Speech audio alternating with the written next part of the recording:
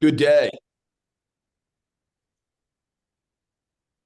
Good day. And wherever you are in the world, welcome to the second day of CECP's 11th CEO Investor Forum. We heard from a number of CEO sharing their sustainable business plans yesterday. We also heard from a number of panels talking about the critical issues that businesses are facing as they look to drive sustainable value creation. And today we'll continue in a virtual mode, hearing about from experts in the field, as well as from another half dozen or so CEOs sharing their sustainable business plans on a cross-sector basis, CEOs from many industries. To kick things off this morning, I am delighted to have a debate, a panel from two of the leading thought leaders in the space, kind of talking about the challenges and the opportunities around ESG and sustainable business. So with us on the representing, I guess, from the great Commonwealth of Massachusetts, with a bit of a lean to the left, Professor Bob Eccles, considered one of the godfathers of this movement. Bob, welcome. Thank you, Joe. Thanks for putting my picture on the left and Dan's on the right. That's appropriate. Thank you. As only we would do, exactly. And then sort of represented a bit of the right, also, and based, as we can see there, in the nation's capital, out of the great state of Maryland, Dan Crowley, partner and managing partner, actually, of K&L Gates out of DC. Gentlemen, in this case, I'm going to get out of the way. I'm going to leave it to you all to kind of talk about those critical issues that we're seeing around ESG, sustainable business, the role of business in society. I think, Bob, I'll turn over to you since you have that professorial look.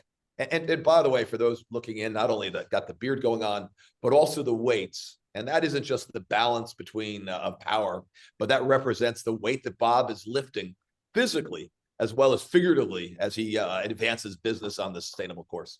Bob. Well, Joe, thank you for that shout out for the audience. That's 405 pounds, and I can deadlift that. I haven't in a while, but during COVID, I got my PR. So you'll notice that my good friend Dan has got a tie on, and I don't know your politics, Daryl, but Republicans are very formal. They wear ties. You know, we're kind of hippy dippy, the left, the Democrats. So you're lucky that I wore a suit coat, Daryl, to do this thing. Otherwise, I'd be like Fetterman. I could put on a sweatshirt or something like that and do it this way.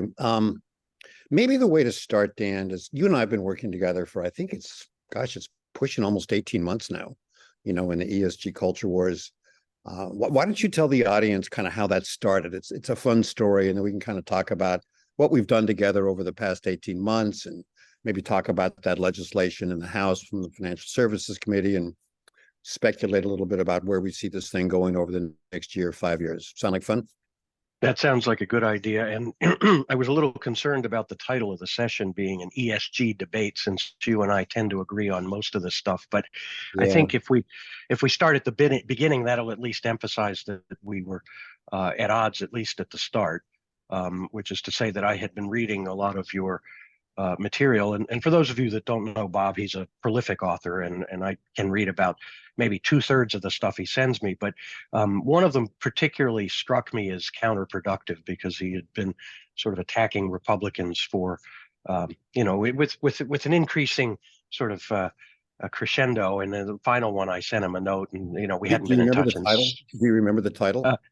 Why don't you go ahead? It was a great title. It's one of my better titles ever. It was called Grift Capitalism, the GOP's Brilliant Strategy for Ripping Off Ordinary Americans. And I think that got your attention.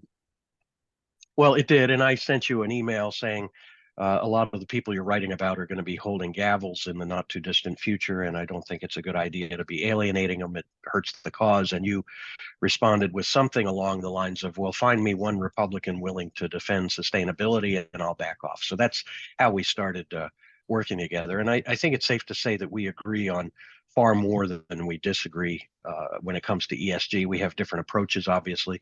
I come at it from a free markets, economic growth perspective. I view it as part and parcel of competition. Hester Peirce refers to the climate industrial complex. I think that's all great. It's healthy.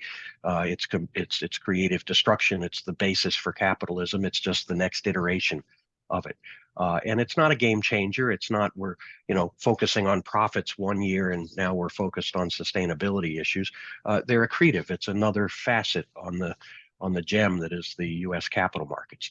So I think, we do differ in how we approach the issues, but we usually end up in the same place. I think we'll get to the first piece we wrote together. I mean, I think before my Griff Capitalism, I wrote a piece called The Topology of Hate for ESG. And we had the sustainability Taliban that hate ESG because it's not saving the world. And then we had the sustainability flat earthers, kind of your Freedom Caucus crowd, who said it's a pernicious strategy of progressives to accomplish things they can at the ballot box. And both are given ammunition by greenwashing by companies and investors making kind of, I think, excessive claims for ESG.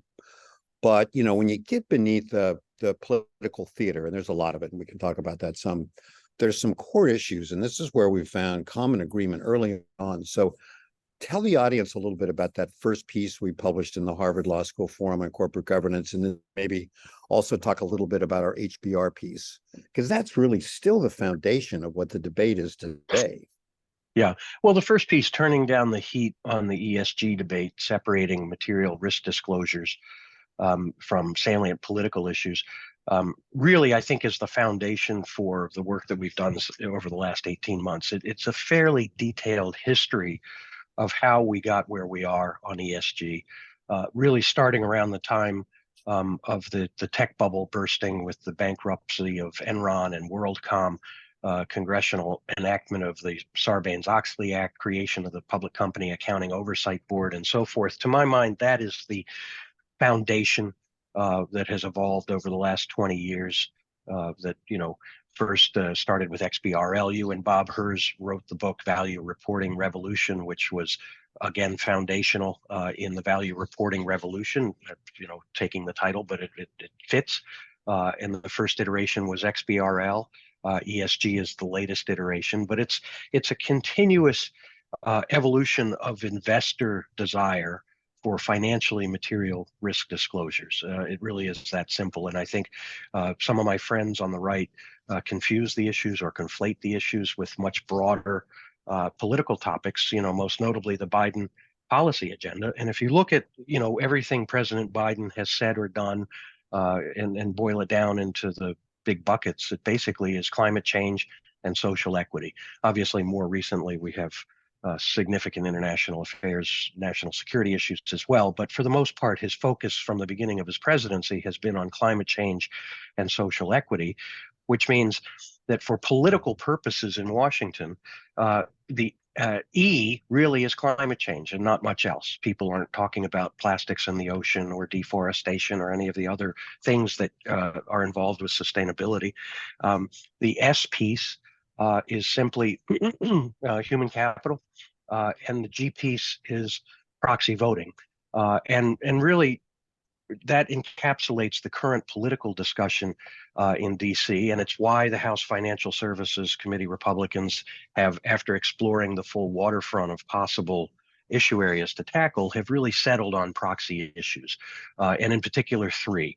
The proxy voting process, Rule 14A8, the SEC procedure for proxy voting. Second is the regulation of proxy advisors. And third is who is voting the proxies on behalf of the beneficial owners. That's it. And when you look at what the Committee of Jurisdiction, the House Financial Services Committee, has settled on, and contrast that with where the rest of the committees and the Republican Party as a whole are, it's clear that we still have a lot of education to do. And one of the more frustrating developments recently is that the Senate Republican candidate in Pennsylvania, David McCormick, who of course was CEO of Bridgewater Associates, where he embraced ESG fully, has now changed his tune because ESG has become very much a litmus test in Republican primaries, sort of like the abortion debate.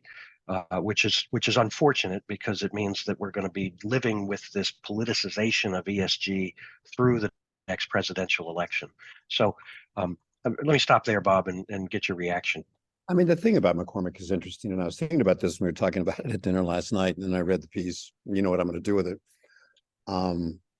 So I was at a conference at Oxford put on by Top 1000 Funds, and there was a guy who was at Bridgewater who'd been brought in from one of the Dutch pension funds because they're like so committed to sustainability.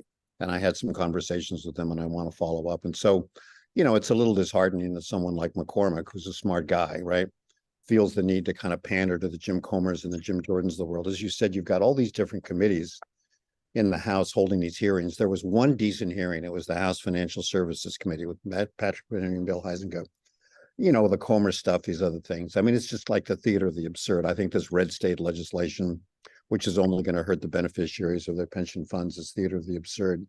What we've found when we go to the meetings on the Hill, and this is interesting, I think it's important for people to know this, when we go talk to Republicans and staffers, you know, in private meetings, they're very sane, rational, constructive conversations. We talk about materiality. You know, we agree on that. You and I both support the Bill Huizenga bill, the Mandatory Materiality Requirement Act. We talk about fiduciary duty on both the side of the companies and pension funds. And if ESG, you know, is affecting the value from a risk or opportunity point of view, then obviously you need to take it into account. I think there's this imputation for whatever political reasons that the right, you know, kind of the far right has put on ESG, making this something to raise money on and get the troops wound up. But my view is, you know, if you went to people in red states and you had a red state politician saying, you know, I hate ESG, and the voter would say, what's ESG? And they go, it's something the liberals like, you know, like abortion, and they're going to abort babies in the 8th month, and they're going to take your guns away. They go, well, if that's what it is, I hate it too. There's no understanding of it. And I think that it'll certainly be topical through the election. I just don't see this as having long legs, because the intellectual foundation of this anti-ESG movement really doesn't hold any water. What's interesting to me, and I'd love your views because you're more plugged into the DC process than I am, I wonder if Congress really has the will to want to get to some bipartisan consensus. Because when you and I look at companies and investors, the interesting thing, and there's polls on this, people haven't changed what they're doing.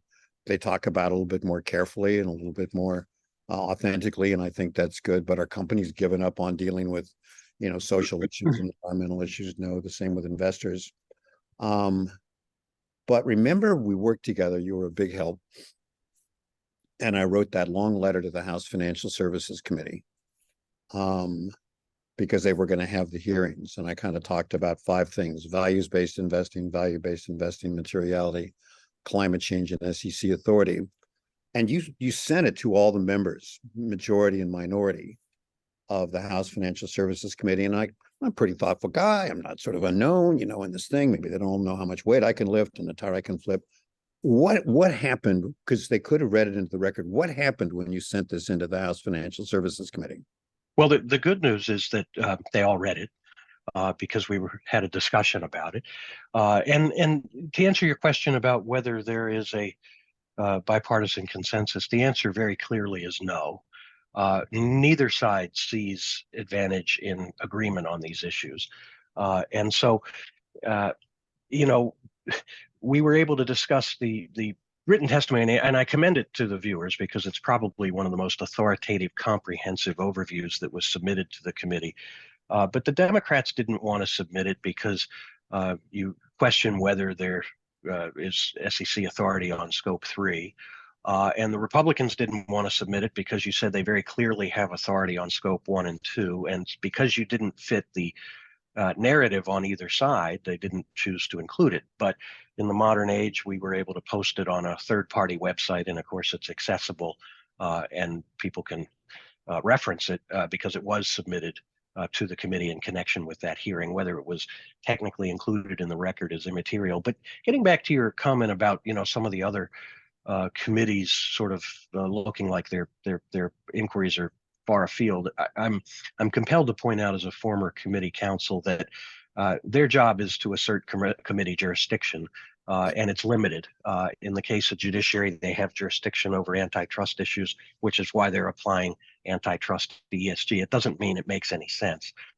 Education and the Workforce Committee has jurisdiction over DOL, so they're attacking the ESG guidance there.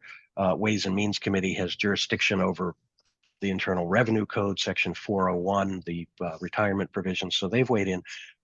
But you're absolutely right. It's only the committee that understands the issues that has really dug into it and said, gosh, there's not a lot here except for the proxy voting issues. And that's where they focused all of their attention. So I think as we get past the next election, by the way, I think things will get worse before they get better. There will be more subpoenas, more chest pounding, more political grandstanding. But when we get to January 2025, two things are going to happen. We're going to have a new president. Hopefully it's a new president, not a retread of one of the past presidents, but right now it looks like that may be, you know, but in any case, we're going to have a new administration coming in. We're going to have a new Congress. And by then, you know, the markets are evolving very quickly. All of the big companies that have adopted TCFD presumably are making preparations to move to ISSB. The problem with TCFD, while it allows 85% of the S&P 500 to communicate vital information to investors, is it's not standardized and the information is not comparable. And so investors continue to press for standardized disclosures. So one must assume, or I assume, that the issuers who have adopted TCFD will adopt ISSB, and that'll bring us a step closer to establishing the global baseline, which is going to be so important for both issuers and investors globally, particularly given the divergence in the global regulatory regimes. You know, the EU has got CSRD and maybe even CS3D. California now has a comparable disclosure regime for greenhouse gases. Big question about what the SEC does on its climate risk disclosure rule. But one thing is certain is that the demand for the information is going to continue to increase from investors as well as regulators. And where the rubber really hits the road, I think, is when you start getting into taxing carbon. You know, the Europeans have the border adjustment mechanism. Other countries are starting to do it. And in the U.S., there's been not a lot of discussion about a carbon tax, which has been frustrating. But interestingly, three Senate Republicans have now introduced what they call a foreign pollution fee, which, you know, to any other observer looks an awful lot like a carbon tax. But if they want to call it a foreign pollution fee, I'm fine with that. But I point that out because there is now bipartisan interest in pursuing carbon pricing. And so all of this debate about whether ESG is material goes right out the window as soon as you have to start applying metrics to taxed carbon. So that's where the markets are heading. By January 2025. We will be that much further down the road. And as I've said in a number of recent speaking engagements, the SEC is playing catch up to where US markets already are. The European regulators are way ahead of their markets trying to compel corporate conduct, and it's creating a train wreck because we have very different approaches to these issues. CS3D, if it were enacted by the U.S. Congress, would probably be declared unconstitutional in the U.S. As a violation of federalism, among other things. So I think the Europeans are going to do what they're going to do. The Japanese, the Canadians will all do what they're going to do in terms of regulation. But it's really important from the perspective of the investor to have that global baseline. And Bob, you're the expert on that, so why don't I let you carry that? I mean, I just like to put in a plug, and people know an advisor to the International Sustainability Standards Board. I think they will be the global baseline, and what you and I have been advocating for, and we've been having a number of conversations with people, and I'm sure all the people on this call are aware of it. The strategy should be voluntary adoption. They've got two standards they've issued: the general requirements, which is materiality analysis. They've got one on climate. We'll see what happens with the SEC. My guess is, and they have scope 3 in it if it's material. But it's important. It's the so-called single materiality or financial materiality, which is kind of the bedrock of our capital markets. The Corporate Sustainability Reporting Directive is the so-called double materiality, but it leads with impact materiality, the positive and negative externalities being created by companies. And that's important, but I think there's a big debate when you kind of look beneath the political theater, and there's a fair debate about what's the role of the public sector, what's the role of the private sector, companies, investors. It's particularly heated around climate change. That's that letter from Jim Comer that you referred to.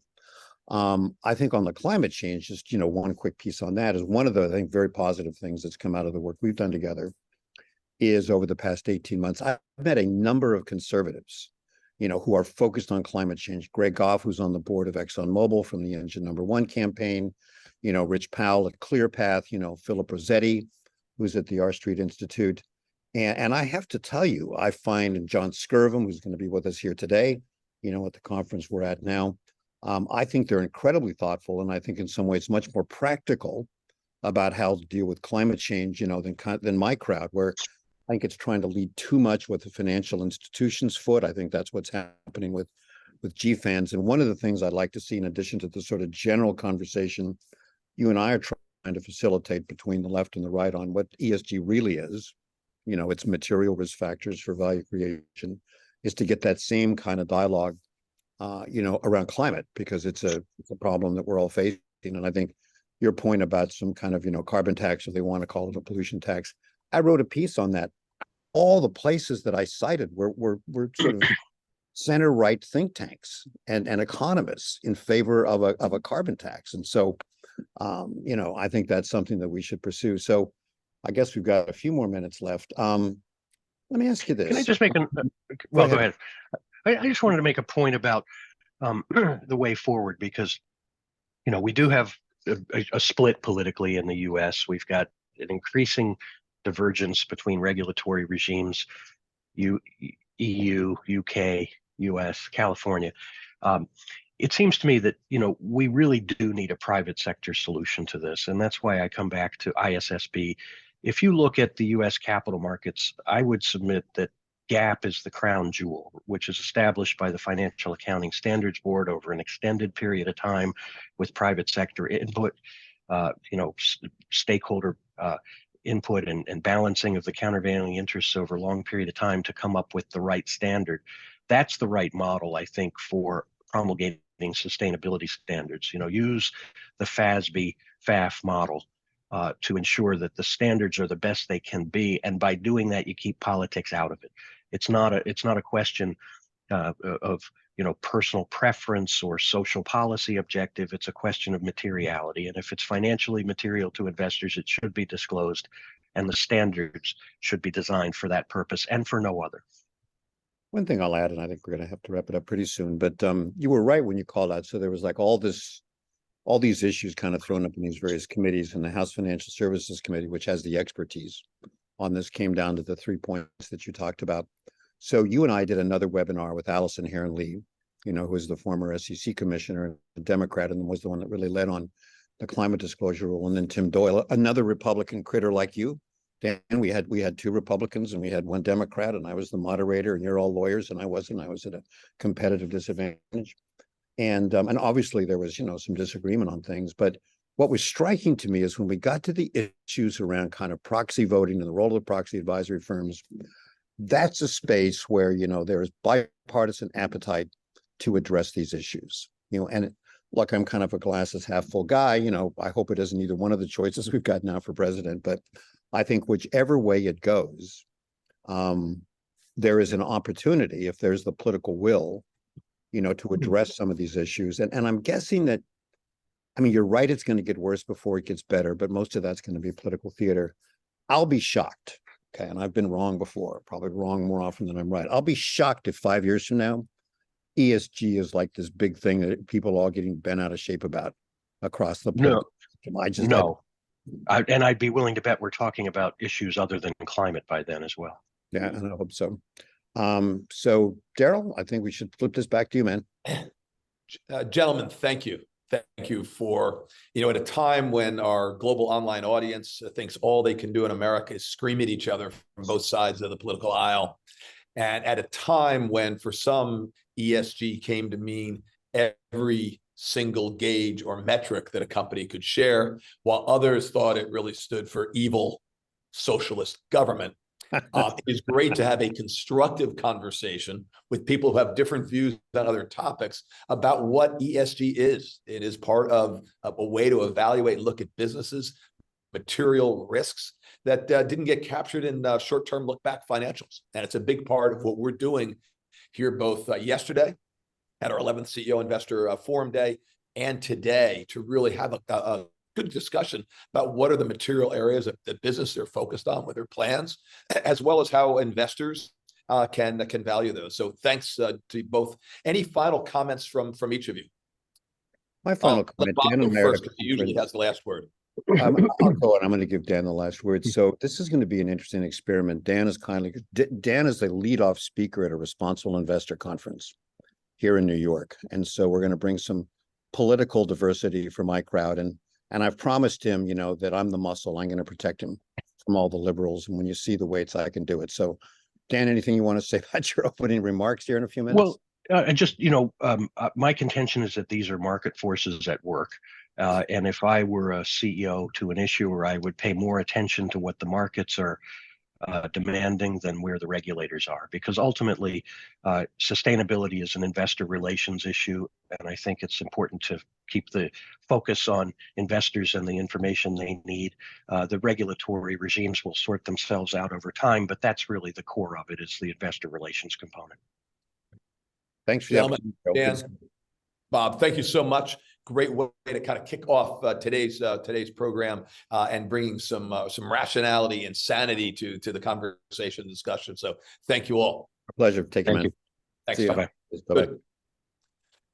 Good. And for all, welcome to CECP's 11th CEO Investor Forum. This is our second day. We had a power-packed day yesterday with our group, and we're going to be joining others who will be joining us now as part of this conversation discussion.